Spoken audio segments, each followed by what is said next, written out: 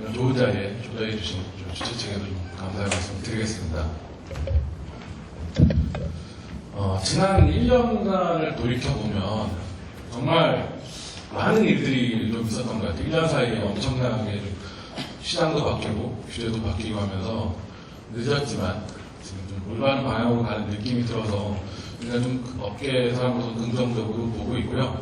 그런 관점에서 좀 오늘 말씀드린 내용은 그간의 이제 규제가 어떤 식으로 좀 흐름이 바뀌면서 업계에 어떤 일들이 좀 일어났고 그 다음에 가장 요새 핫한 그 간편결제 분야에서 지금 경쟁이 어떻게 되고 있고 이 간편결제가 어떻게 진화할 것인가에 대해서 좀 간단하게 좀 말씀을 드리고자 합니다.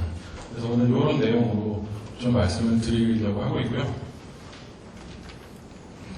네, 먼저 규제 개선의 흐름에 대해서 짚어보기 전에 우리 연말에 보면 대한민국에서 연예대상 이런 거 많이 하잖아요. 근데 만약 혹시 핀테크 쪽에 그런 대상이 생긴다면 누가 받을까라고 생각해 봤을 때 저는 이분이 가장 많이 공로를 하신 것 같아요.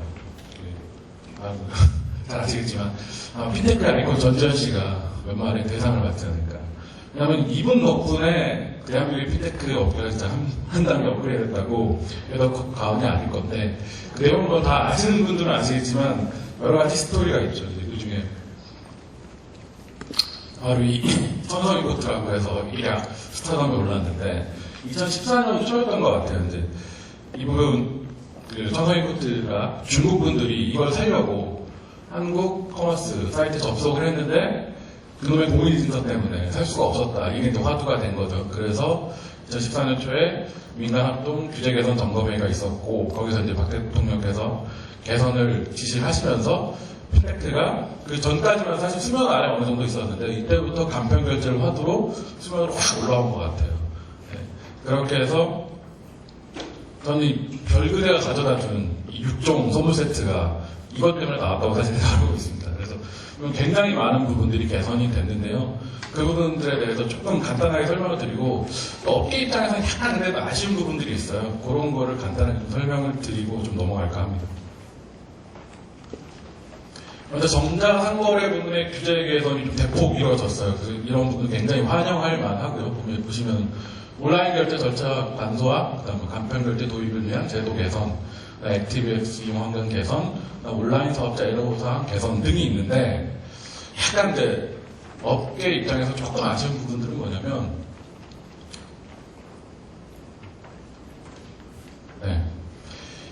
그 공인인증서 의무 사용이 폐지된 부분은 굉장히 환영할 만한 것 같아요. 근데 이 부분이 전자상거래에 있어서 공인인증서 의무 사용이 폐지가 됐거든요.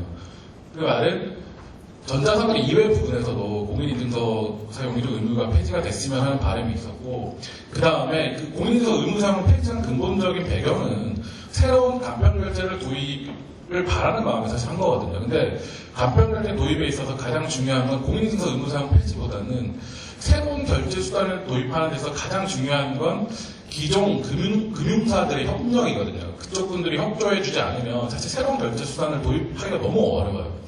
그런데 새로운 결제수단 도입하라고는 하지만 새로운 결제수단을 도입했을 때 발생하는 사고나 이슈들이 반드시 잇따르기 마련이거든요. 그런데 그런 것들이 발생했을 때 기존 금융사들이 져야 하는 책임이나 한계는 그대로 둔 상태에서 그냥 공인인증서 의무 사용이 폐지됐으니까 새로운 결제수단을 도입해라 라고 하기에는 기존 금융사들의 부담이 너무 크다는 거죠. 그래서 이런 부분도 좀 같이 경감할 수 있는 방안이 고려되었으면 어땠을까 하는 조금 아쉬움이 있고요. 그 다음은 액티브엑스 이용 환경이 개선된 것은 굉장히 환영할 만하다고 봐요. 근데 다만 그거를 대신하는 보안으로 EXE 위주의 설치를 해서 가이드라인을 주는 거는 조금 제2의 공인인증서처럼 될 수 있지 않을까 하는 좀 우려가 있습니다. 그래서 이런 부분은 조금 더 차후에 개선이 되면 좋지 않겠나라는 생각을 좀 하고 있고요.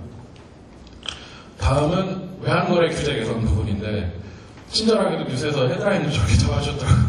그래서 저희 해외 송금도 해야 하는 그런 이슈가 좀 발생을 했고, 근데 여기서 저희가 해외 송금하는 것보다 더 중요한 건 이건 같아요. 기존에 이제 국내 전문적인 PG들이 국내에서만 사업을 했었는데 앞으로 그 외환 지급 거래가 가능해지다 보니까 해외 쇼핑몰에 붙거나 아니면 지금 엄청나게 크고 있는 직구나 역직구 시장에도 진출할 수 있게 돼서 중소 피지 업체들이 조금 더 그 사업 매출을 키워갈 수 있는 그런 좋은 긍정적인 여지가 있다고 좀 판단을 하고 있고요.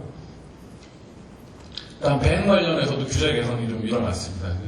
원래 그 예전에 뉴스 보면 심심치 않게 그 가맹점에 있는 신용카드 단말기 포스라고 하죠. 여기서 카드 정보가 유출되는 사고들이 있었는데 이런 것들이 이제 사실 벤사는 금융 당국의 규제권 안에 없어서 그런 이슈들이 좀 더 있었던 거거든요. 그래서 그런 부분이 제도권 안에 들어오게 되는 부분이 있고, 가장 좀 반겨줄 만한 거는 사실 아마분기에 이쪽에 리베이트 관이 굉장히 심해요. 그러니까 벤사가 다시 가맹점에게 수수료를 돌려주는 게 있는데 이게 시장을 좀 비정상적으로 만들었던 원인이었던 것 같아요. 근데 이런 부분을 정상화하도록 가이드했다는 거에 있어서 앞으로 오프라인 쪽에서도 새로운 좀 시장 질서가 나타날 수 있는 계기가 되지 않을까 그런 좀 기대감을 가지고 있습니다. 다음 뭐 인증 관련 규제 개선인데 이거는 이제 아까 말씀드린 거랑 좀 연결이 됩니다. 그 공인인증서 의무 사용이 폐지가 되긴 했는데 아직 다른 부분에서는 그게 좀 잔재가 남아있다. 그래서 그거를 조금 그 법규를 조금 설명을 드리면서 말씀을 드리면 전자상거래 부분에 있어서는 완전히 사실 의무사항이 폐지가 됐어요. 근데 전자상거래 이외에도 여러분들이 금융거래를 하시거나 뭐 주민등록 등본을 떼거나 뭐 여러 가지 할 일들이 많을 때 그런 데서는 여전히 공인인증서를 요청을 하고 있거든요. 근데 그런 걸 보면 이 법문에 지금 왼편이 현행인데 보시면 붉은색으로 본인 인증이나 이런 걸 할 때 공인 전자서명한 전자문서 혹은 이 항에 나온 가나다라를 만족해야 된다고 법규가 되어 있거든요.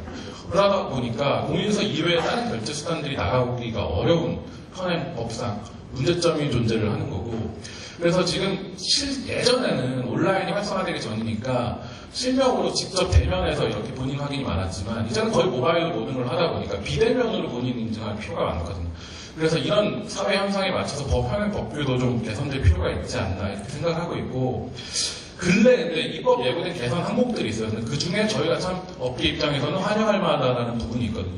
그걸 참고적으로 좀 보여드리면 신용정보법이 개선될 예정인데 현행이 지금 왼쪽이에요. 근데 오른쪽에 입법 예고안을 보시면 왼쪽은 이전처럼 구체적으로 어떤 방법으로 인증해라가 나와 있거든요. 근데 개선안을 보시면 푸른색으로 상거래의 특성, 종류, 위험도 등을 고려하여 안전한 본인 확인 방법을 하여야 한다라고 원칙만을 명시하고 있어요.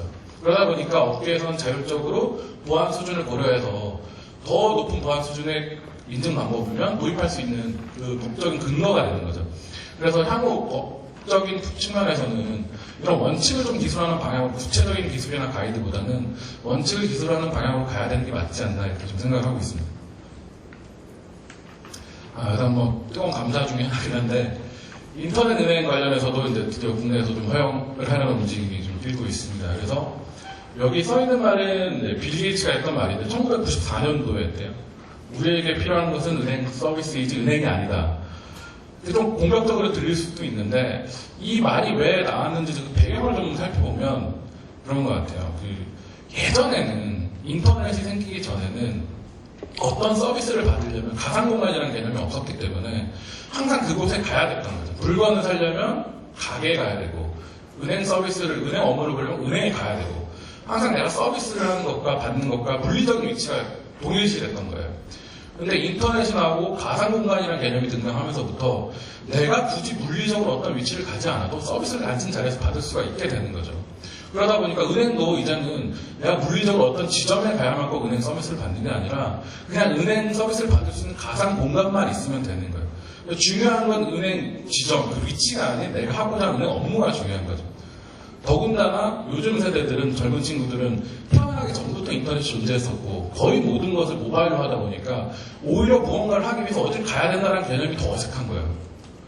저희랑 다른 거죠. 왜? 태어나면서부터 사이버 공간이 있었기 때문에. 그런 세대들을 비춰봤을 때 은행도 마찬가지로 이제는 물리적인 지점이 아닌 은행 서비스에 집중해야 된다. 그럼 서비스에 집중하기 위해서는 지점보다는 모바일의 가상 공간 안에서 어떻게 은행 서비스를 구축할 거냐, 이게 더 중요해진다라는 개념으로 좀 해석해야 되지 않나라고 그렇게 생각을 하고 있습니다.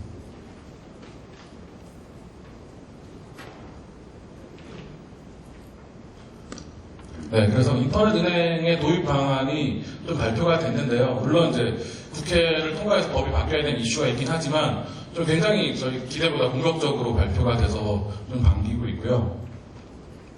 그다음에 인터넷은행의 기대 효과를 보면 여기 이제 검은 쪽에 기대 효과가 써 있는데 금융거래 뭐 시공간적 제약해서 뭐 여러 가지 취용 나와 있고 결국은 어쨌든 새로운 기존과 유사하긴 하지만 새로운 형태의 산업이 나오기 때문에 국민 경제의 핀테크 활성화되고 새로운 일자리를 창출한다라고 얘기가 돼 있어요. 근데 물론 이것도 저희가 생각한 기대 효과는 맞습니다. 근데 조금 내로하게 들어가서 저희 다음 카카오 입장에서 볼 때 인터넷 은행이 그럼 어떤 역할을 할 거냐라는 걸 조금 말씀드리면 저희가 지금 하고 있는 핀테크 서비스는 카카오톡 사용자가 3,800만 명이거든요. 그러니까 3,800만 명을 대상으로 금융 서비스를 제공하고 있는데 대한민국 국민들이 하나의 은행, 하나의 카드만을 쓰진 않아요. 각각 다른 은행과 카드를 쓰고 여러 개를 쓰시는 분이 많으시거든요.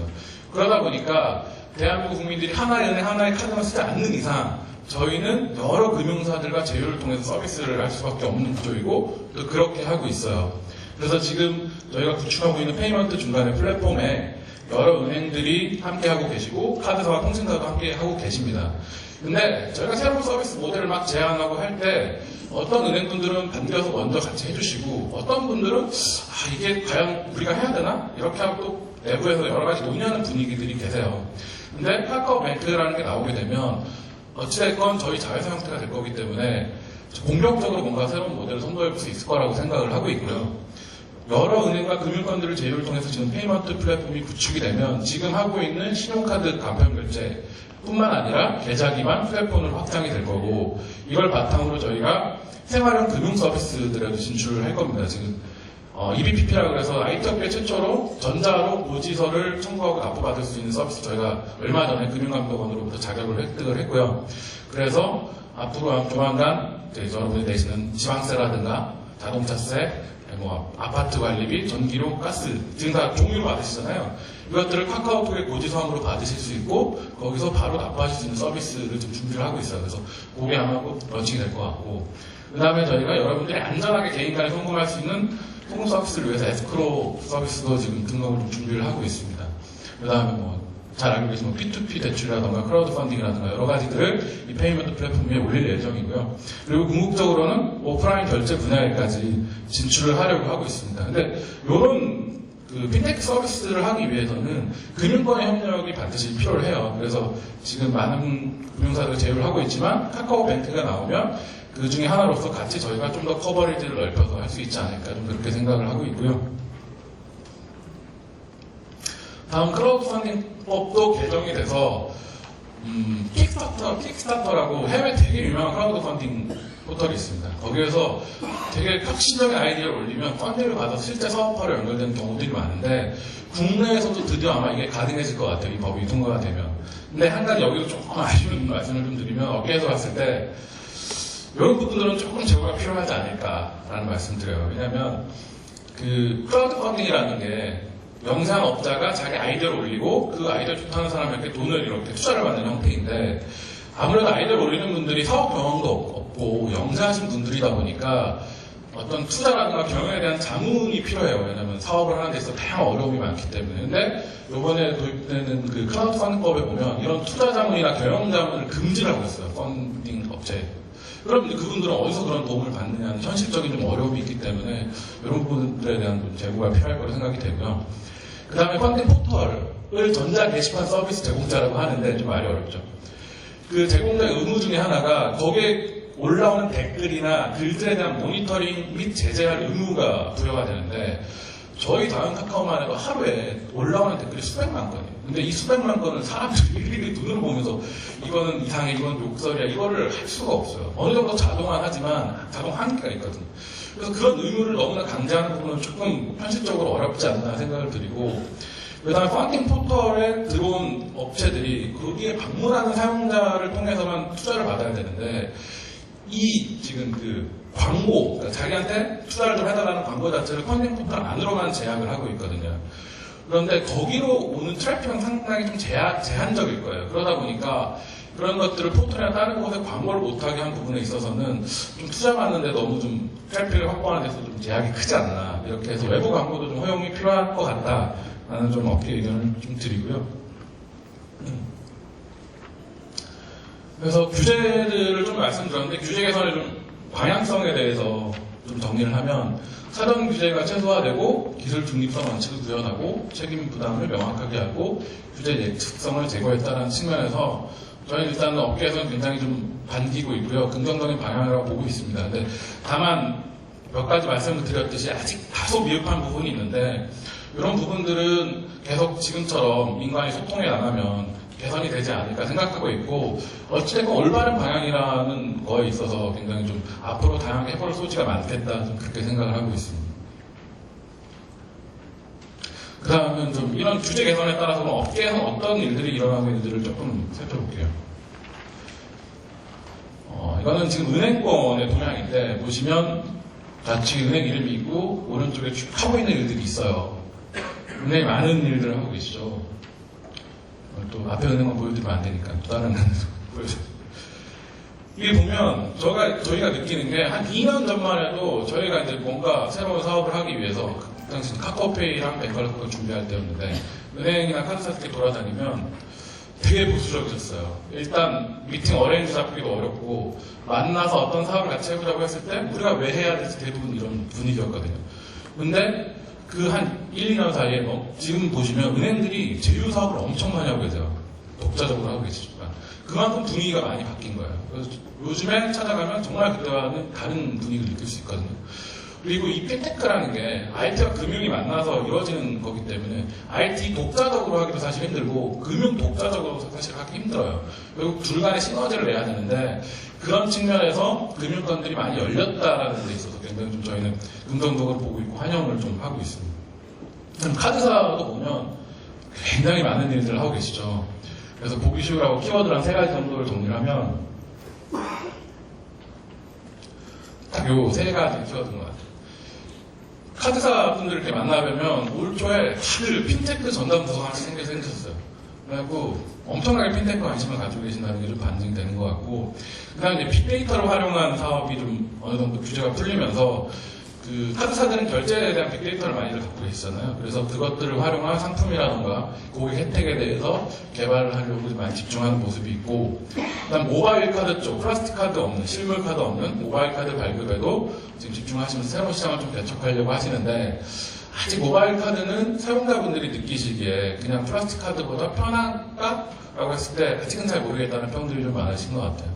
그래서 카드 관련해서 이제 얘기가 나와서 잠깐 말씀드리면, 저희가 이제 카카오와 특정 이제 카드사 이름 말씀드리긴 뭐합니다만 특정 카드사 이제 제휴카드를 만들었거든요. 그래서 저희가 시험적으로 카카오톡 내부에서 제휴카드를 이렇게 홍보할 수 있는 영역과 발급할 수 있는 영역을 좀 한번 테스트를 해봤어요. 근데 한 달에 한 10만 장 정도가 발급이 됐더라고요. 그래서 저희는 이게 감이 없으니까 그 카드사께 여쭤봤죠. 10만 장이 많은 거냐? 그랬더니 카드사께서 놀라시면서 이게 보통 제휴에서 만드는 카드가 1년에 10만 장이면 엄청 대박 상품이래요. 근데 한 달 만에 10만 장이 발급되니까 엄청난 성과라고 하시더라고요. 그래서 이게 저희가 트래픽도 있지만 카카오페이 같은 건 특히 금융에 특화된 트래픽이 들어오다 보니까 카드사와 제휴를 통해서 이런 부분들은 저희가 뭔가 도와드릴 부분이 많겠다라는 걸 좀 느꼈고, 기회가 된다면 다른 카드사 분들하고 좀 같이 진행하면 좋은 기회가 되지 않을까 그렇게 좀 생각을 하고 있습니다. PG와 벤 쪽 동향을 조금 살펴보면 PG랑 벤은 아까 그 외환거래법도 개정됐듯이 해외 직구 쪽에 좀 집중하는 모습들이 좀 보이세요. 그래서 지금 해외 직구나 역직구 성장률이 엄청나게 높기 때문에 이쪽에 좀 집중을 하셔서 파일을 키워가는 모습이 보이고, 추가로 PG 쪽은 간편결제 사업도 같이 하고 계시죠. 그래서 간편결제 사업에도 집중을 하고 계신 모습이 보이는데, 한 가지 이제 간편결제 사업은 양상이 좀 바뀐 게 공룡들의 싸움으로 좀 바뀐 것 같아요. 그러니까 지금 저희 다음 카카오도 카카오페이를 통해서 간편결제를 하고 있고, 뒤에서 좀 설명드리겠지만 삼성페이, 네이버페이 여러 가지 큰 업체들이 다들 이 시장에 뛰어들고 있거든요. 그러니까 저희 같은 플랫폼 업체는 PG를 통한 거래 수수료가 이 사업의 목적이 아니기 때문에 저희는 이걸 갖고 고객 접점을 확보해서 그 외에 새로운 비율을 올리는 게 목표거든요. 그런데 PG분들은 이 사업 자체에서 발생하는 수수료가 매출의 대부분이기 때문에 이런 마케팅 싸움에서 과연 언제까지 쫓아오고 언제까지 할 수 있을까 약간 우려되는 부분이 있어요. 그래서 PD 쪽도 간편하게 집중을 하시고 계시지만 이미 이 부분은 대한민국에서 공룡들의 싸움으로 바뀌었기 때문에 향후 어떻게 될지는 뒤에서 조금 다시 한번 얘기를 좀 드리도록 하겠습니다. 해외 쪽도 한번 얘기 나오면 좀 짚고 넘어가면 지금 여기 나오는 업체들은 지금 해외에서 두각을 나타내고 있는 그 핀테크 업체인데 보시면 금융이 담당하는 거의 모든 분야에서 핀테크 업체들이 다 두각을 나타내고 있어요. 그래서 자료에 따르면 2020년 경에는 기존 금융의 25% 이상을 핀테크가 잠식할 것으로 전망한다고 되어 있거든요. 거의 현존하는 금융의 대부분을 핀테크 업체들이 하고 있기 때문에 이에 대응하는 해외 은행들은 그럼 어떻게 하고 있느냐가 좀 궁금하더라고요. 그래서 그쪽 관련해서 좀 얘기를 자료를 보면 네 가지 형태로 좀 대응을 하시는 것 같아요. 그게 유망 핀테크 업체와 조인트 벤처를 만들거나 아니면 아예 M&A를 통해서 자기가 그 새로운 혁신을 외주를 통해서 수입하거나 혹은 내부에서 벤처를 육성하거나 자체 서비스를 이 부분 좀 소수긴 합니다만 자체 서비스를 출시해서 하시는 부분들도 있어요. 근데 대동소이하게 크게 국내와는 비슷한 것 같아요. 국내도 제휴를 통해서 뭔가를 해보려고 많이 하시잖아요. 해외 은행들도 마찬가지로 조인트 벤처든 M&A든 벤처 육성이든 뭔가 스스로 한 것보다는 제휴를 통해서 새로운 산업에 도전을 많이 하고 계시다라는 게 글로벌에도 동일한 흐름인 것 같고요. 그다음 핀테크 하면서는 이 중국을 빼놓을 수가 없죠. 한 10년 전만 해도 정말 상상도 못했는데 이제는 저희가 중국을 배워야 하는 수준이라서 예전에는 그랬던 것 같아요. 저희 개발이나 기술자들이 업무를 할 때 영어를 잘 하진 못하더라도 읽을 줄은 알아요. 독해는 잘 돼야 저희가 해외 기술이나 뭔가를 보고 배웠는데 요즘엔 점점 저희 자체도 중국어를 하는 사람이 필요해요. 중국인 뭐라고 중국에서 뭐라고 이거를 가져와고 해석을 해야 되는데 중국어를 하는 사람이 없다 보니까 저희도 답답한 거예요. 근데 그런 니즈가 점점 커지는 거예요. 그만큼 중국의 파워가 점점 늘어나는 거는 피부로 좀 와닿는 것 같습니다. 중국 시장 현황을 보면 수치상으로만 봐도 미국보다 중국의 인터넷 쓰시는 분들 중에 모바일 결제하던 분들이 55%를 차지하신대요. 그만큼 미국보다 훨씬 앞서 있고 대부분의 또 중국인들이 이미 오토 결제를 사용하고 있다고 합니다. 오토가 온라인 또 오프라인 결제 같은 이 오토라는 게 우리나라로 치면 카카오 택시 같은 거거든요. 온라인으로 결제는 하지만 서비스는 오프라인으로 받는 이런 것들. 이런 것들에 대한 시장 규모가 벌써 2015년만 해도 40조, 한화로 40조 정도가 된다고 합니다. 어마어마한 거래 규모죠. 그래서 오토 분야에 있어서는 중국이 단연 선두라고 좀 할 수 있고요. 그 중에서도 특히 다른 분들은 이제 알리페이는 많이 들어보셨을 거예요. 근데 알리바바 알리페이는 사실 무선의 강자고 무선의 강자는 텐센트라는 기업이에요. 그래서 텐센트가 그 서비스하는 위챗이라는 게 있습니다. 그래서 위챗의 텐페이라는 게 사실은 모바일의 강자이고요. 이 텐페이에 대해서 좀 설명을 드리면 먼저 텐페이는 카카오톡, 중국의 카카오톡이 위챗이거든요. 그래서 위챗을 기반으로 하고 있고 위챗은 전체 사용자가 6억 명이에요. 6억 명이고 놀라운 건 월 활성 사용자가 4억 3천만이라는 규모가 엄청나죠. 그리고 전 세계에서 오토 결제에서 가장 큰 성공을 거둔 회사입니다. 그런데 오토 결제를 어떻게 하느냐? 바코드와 QR을 통해서 결제를 해요. 뒤에 조금 결제를 보여드리겠지만 그래서 지금 중국도 경제가 유선에서 땅이 워낙 넓다 보니까 유선을 어느 정도 건너뛰고 무선으로 바로 하고 있거든요. 그런데 무선의 강자는 텐센트이기 때문에 앞으로 알리페이보다는 저희는 좀 텐페이가 좀 더 주목할 만한 대상이지 않을까 좀 그렇게 보고 있고요. 여기 보시는 게 이제 텐페이를 통한 오프라인 결제 절차인데 텐페이를 실행을 하고 카드를 누르면 그 연결된 카드나 은행 계좌를 가지고 결제할 수 있는 바코드나 QR이 이렇게 표시가 돼요. 그럼 상점에 가서 거기서 이렇게 띡 되면 그냥 결제가 되는 심플한 구조인데 사실 그렇게 편하지는 않아요. 기존의 플라스틱 카드를 꺼내서 결제하는 것보다. 근데 중국에서 이게 굉장히 활성화된 데에는 약간 문화적인 배경도 있습니다. 이게 뭐냐면 중국은 짝퉁이라는 게 되게 나라 곳곳이거든요. 그러다 보니까 심지어 거기까지 위패라던가 위조 카드 이슈가 많대요. 그래서 가맹점에서 오히려 현금이나 카드 거래하는 것보다 이 텐페이를 거래하는 걸 선호한다고 합니다. 왜? 얘는 위패나 사고 이슈가 훨씬 적기 때문에 수수료도 싸고 그런 문화적인 기틀이 있어서 오히려 좀 이쪽 모바일 결제가 훨씬 더 발달하지 않았나 이런 부분이 좀 있고요. 그다음에 템페이는 단순히 그런 오토 결제뿐만 아니라 이미 인터넷 전문 은행으로 먼저 시작을 했어요. 그래서 올해 인터넷 전문 은행을 시작을 했고 지금은 은행 본연의 상품이나 이런 것들 혁신을 통해서 진출을 하고 있지만 아마 조만간 다른 P2P 대출이나 크라우딩 펀드는 여러 가지 핀테크 분야에 진출해서 성과를 낼 거라고 저희 보고 있고요. 그 다음에 북미 쪽 얘기를 좀 드릴게요. 요 장표가 좀 재밌는 건데 요게 혁신적인 핀테크 기업을 보유한 나라를 색깔로 표시한 거래요. 그래서 가장 많은 나라를 보시면 이제 숫자에 따라서 빨간색이 진해지는데 확실히 이제 미국은 워낙에 이제 벤처가 강한 나라다 보니까 북미 쪽은 아주 빨간색이고 중국도 붉은색으로 해요. 근데 좀 아쉬운 거는 저기 일본도 좀 붉은색으로 하는데 한국은 거의 하얀색이라는 게 아직 이제 비록 아직 시작이긴 하지만 아직 갈 길이 멀구나라는 생각이 좀 들고요. 페이스북 얘기를 좀 해볼게요. 페이스북은 여기도 SNS로 시작을 했지만 근래에는 커머스라던가 금융 서비스나 오토 쪽으로 진출하는 모습들이 많이 있어요. 그래서 어떤 걸 통해서 진출하느냐를 조금 보면 얼마 전에 피드 하단, 그러니까 페이스북에 여러 가지 SNS에 올린 소식들이 올라오는데 그걸 피드라고 하거든요. 그 피드 하단에 보면 우하단에 이렇게 바이 버튼이 얼마 전에 생겼어요. 이거는 테스트 신청하신 분들만 볼 수 있는데 요걸 누르면 피드에 올라온 상품을 그냥 바로 구매하실 수 있는 서비스야. 그러니까 페이스북도 진짜 커머스 쪽으로 실제 관심 갖고 테스트하기를 시작을 했고 그 다음에 송금 같은 경우도 페이스북 메신저를 통해서 송금이 됩니다. 근데 송금 절차를 보면 메신저 창에다가 그냥 돈 숫자를 입력하고 저기 달러 표시를 딱 누르면 그냥 메신저 창에 돈이 날라가요. 비밀번호도 안 받아요, 얘네는. 엄청 편하죠, 혁신적으로. 저희도 이렇게 하고 싶은데 과연 국내에서는 아직까지 이게 규제나 여러 가지 금융과서 협조해야 하는 부분들이 있어서 쉽지는 않은데 좀 이런 식으로 저희도 송금을 해보고 싶은 니즈는 좀 있어요. 그래서 좀 계속 노력을 좀 하고 있고요. 근데 좀 많이 부럽더라고요, 저희는 이런 사용시를 보니까.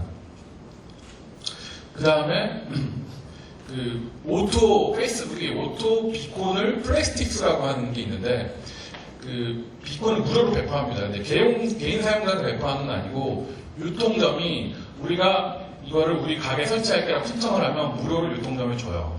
그러면 그걸 가게에 달게 되면 어떻게 되냐면 사용자가 근처에 갔을 때 보통 친구들의 피드만 올라오는데 그게 아니라 그 비콘을 한 근처에서 올린 사용자들의 피드들이 쭉 올라와요. 내 친구가 아니더라도. 근데 대부분 음식점에 가면 밥 먹는 사진, 뭐 어디 매장 가면 거기 상품 사진 이런 거 많이 올리잖아요. 그러다 보니까 거기 갔을 때 그 주변에서 구매하거나 그 매장에서 구매했던 후기나 이런 것들이 자동으로 올라오게 되거든요. 그래서 그런 걸 가지고 지금 오토의 마케팅이라든가 여러 가지 테스트를 하려고 하는 것 같아요. 이건 시작한 지 얼마 안 됐기 때문에 아마 어떻게 발전해서 좀 재밌게 지켜볼 만한 요소일 것 같고요. 그다음 애플 같은 경우는 애플 아이워치를 발표를 했는데 향후 애플의 행보는 아이워치 이외에 다른 웨어러블 디바이스를 계속 출시할 거로 좀 보여지고 있습니다. 근데 그 중심에는 애플페이가 계속 자리 잡을 거라고 좀 보고 있어요. 그래서 결국 페이 이벤트와 디바이스들을 연계한 형태로 계속 신규 사업을 진출할 거다. 이렇게 지금 포지셔닝을 하고 있고요. 구글 같은 경우는 2011년에 구글 월렛을 출시를 했죠. 근데 참담히 실패했어요. 그 이유가 범용성에 좀 이슈가 있었고, 왜냐면 쓸 수 있는 단말이 몇 개 없었기 때문에, 그리고 보안적인 이슈가 있었어요. 국내는 잘 알려지지 않았지만 보안 이슈를 지적당하면서 위험도가 높다 해서 2011년 실패했었는데 올해 다시 한번 안드로이드 페이로 부활을 선언했습니다. 그래서 근데 이때 실패 경험이 있기 때문에 안드로이드 페이에서는 서드파티 누구나 안드로이드 페이를 쓸 수 있게 플랫폼을 열어버렸고, 보안 홀도 다시 전체 점검했기 때문에 과연 애플페이와 어떤 식으로 싸울지 좀 지켜볼 만할 것 같고, 구글의 행보 중에 좀 특이한 거는 구글 벤처스라고 구글에서 투자만 전문으로 하는 자회사가 있어요. 그래서 여기가 어디에 투자하는지를 보면 구글이 앞으로 어느 쪽으로 가려 하고 어느에 관심이 있다를 알 수 있는데, 근래 굉장히 투자가 할 만한 부분이 가상화폐 쪽이에요. 그래서 비트코인이나 비트코인뿐만 아니라 다른 여러 가상화폐 쪽에 엄청나게 구글이 투자를 하고 있거든요. 그래서 앞으로 구글이 가상화폐 쪽에도 관심이 많고 그쪽 방향으로도 뭔가를 하겠다라는 게 얼핏 좀 보이는 부분인 것 같습니다. 그러면 간편결제 현재 그 땡땡페이라고 하는 여러 페이들의 전쟁으로 치닫고 있는 이 부분의 지금 현황이랑 앞으로 간편결제 어떻게 진화할 거냐라는 부분을 좀 짚어보면서 마무리를 좀 지을까 합니다. 저 기사 캡처한 부분인데 너도 나도 페이 시장 뛰어들기 참 공감이 되더라고요. 벌써 등록 업체만 60개라고 하는데 저희가 처음 카카오페이 출시했을 때만 해도 페이는 저희 혼자였었어요. 그때 2009년도, 작년 9월이었는데 근데 올해부터 여러 이제 페이들이 난리나기 시작했죠. 저희가 시작했을 때는 저희 혼자였기 때문에 뭐 TV 광고하고 여러 가지 하면 많은 분들이 가입을 해주셨어요. 그래서 지금 저희가 출시한 지 한 1년 정도, 거의 1년 다 돼가는데 500만 정도 가입자가 되거든요. 그리고 카드 등록률이 98%예요, 그 중에. 그래서 굉장히 많은 사용자들이 가입을 해주시고 사용을 해주셨는데 근래는 페이들이 막 들어오다 보니까 서로 이름을 알리기 위해서 마케팅 거의 전쟁을 하고 계세요. 어디 가면 5,000원 할인해주고 뭐 할인해주고 뭐 어떤 데는 이제는 뭐 하루에 한 번씩 횟수 제한 없이 할인도 해주시더라고요. 근데 이게 보면 그 이면을 보면 그만큼 이제는 사용자 한 명을 획득하기가 어려워졌다는 거예요. 마케팅 비용 옛날에는 100단가로 치면 뭐 저희가 뭐 한 명 획득하는데 1,000원, 2,000원 들였다 그러면 지금은 사용자 한 명 가입하는데 5,000원 갖고는 택도 없는 그런 마케팅 싸움이 돼버렸어요. 그래서 사실 여기서 제일 좋은 거는 고객들이에요. 고객들. 사용자분들은 혜택을 그냥 누리시면 되니까. 근데 업체들은 출혈 변경이 굉장히 심하다 이런 상황이라는 걸 말씀드리고 싶고 그 다음에 땡땡페이라고 해서 같아 보이지만 시험자는 결제를 제공하니까 근데 알고 보면 각 사업자들마다 가지고 있는 방향이나 포지셔닝이 달라요. 그래서 그거를 조금 설명을 드리면 삼성페이 같은 경우는 이제 루프페이 특허를 인수를 했죠. 여기서 알고 있듯이 오프라인 쪽에 집중을 하고 있어요. 온라인보다는. 그래서 오프라인에서 더 많이 결제를 쓸 수 있게 하려는 방향이고 물론 애플페이와 경쟁을 하기 위한 구도입니다만 더 궁극적인 건 오프라인 결제를 가져오겠다가 아니라 삼성 단말기를 많이 팔겠다고. 삼성 단말기를 많이 파는 게 궁극의 목적이고 그러기 위해서 애플에 대한 결제 기능이 필요했기 때문에 애플페이가 포지셔닝 하는 거라 삼성은 결제 시장을 먹는 것보다는 그 삼성 자체 단말기를 많이 파는데 그 목적이 있다고 봐주시면 좀 될 것 같고 물론 이거는 삼성의 공식 입장 아닙니다. 저희가 말하고 있는 분이고요.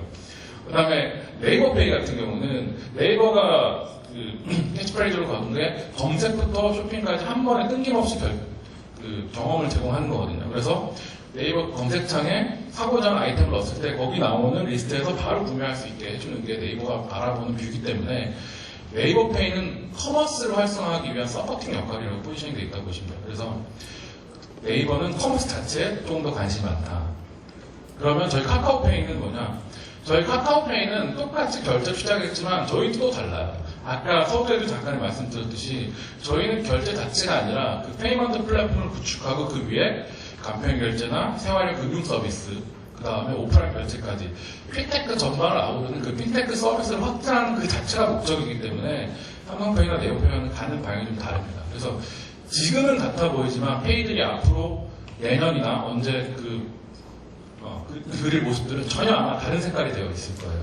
그래서 전 개인적으로 내년이 참 재밌지 않을까 이렇게 생각을 좀 하고 있습니다.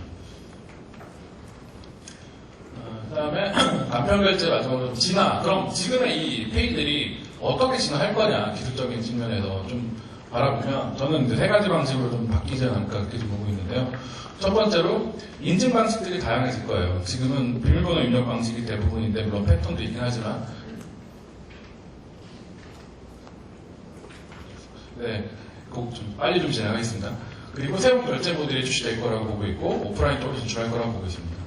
그래서 지금 비밀번호 그 기존 공인인증서는 파일 기반이었기 때문에 공인인증서만 누가 훔쳐갖고 비밀번호를 알면 어느 디바이스에서든 나인 것처럼 위장해서 결제 가능했어요. 근데 요즘 간편 결제는 비밀번호 입력하잖아요. 근데 그럼에도 불구하고 안전한 이유는 디바이스 정보랑 결합을 해놨기 때문이에요. 그래서 비밀번호를 안다고 해서 따라 결제할 수 있는 게 아니라 그 핸드폰에서만 결제가 되는 거거든요. 그렇기 때문에 내가 그 비밀번호를 알고 다른 기기에 가더라도 결제가 안 돼요. 왜냐면 그 디바이스 보유 정보랑 매핑을 했기 때문에. 그래서 좀 더 안전하고요.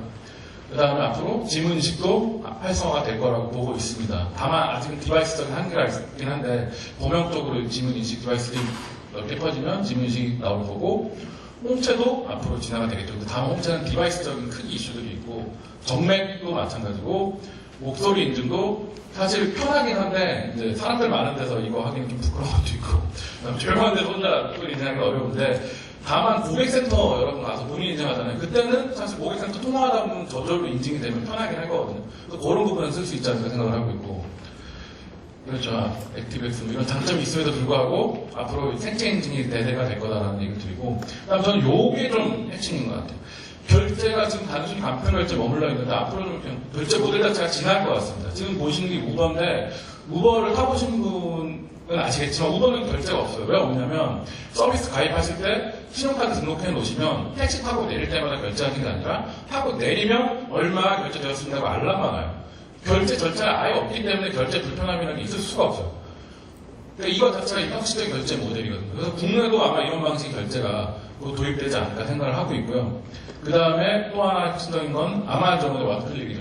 원클릭은 그냥 쇼핑할 때 내가 이거 살게 하고 버튼 누르면 결제라는 거 필요 없이 그냥 바로 배송이 되었습니다 하고 끝나버려요.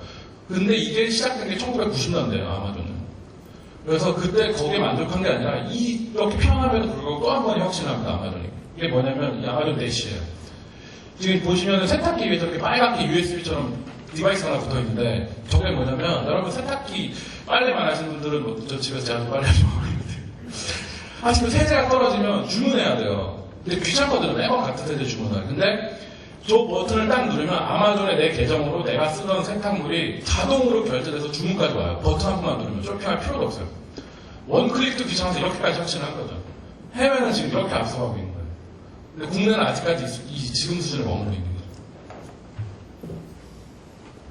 그다음 마지막으로 오프라인 얘기를 좀 드릴게요. 오프라인이 지금 40대 500이라는 건 거래이거든요. 온라인은 거래액이 40조라면 오프라인 거래 500조예요. 근데 왜 오프라인에 진출을 하려고 하느냐?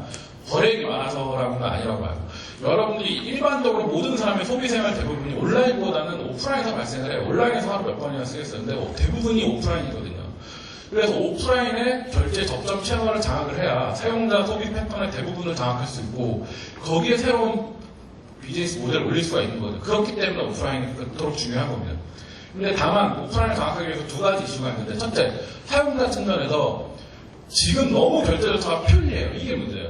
플라스틱 카드를 그냥 밥 먹고 신용카드 사장님한테 주면 사장님이 긁고 사인까지 대신해 주잖아요.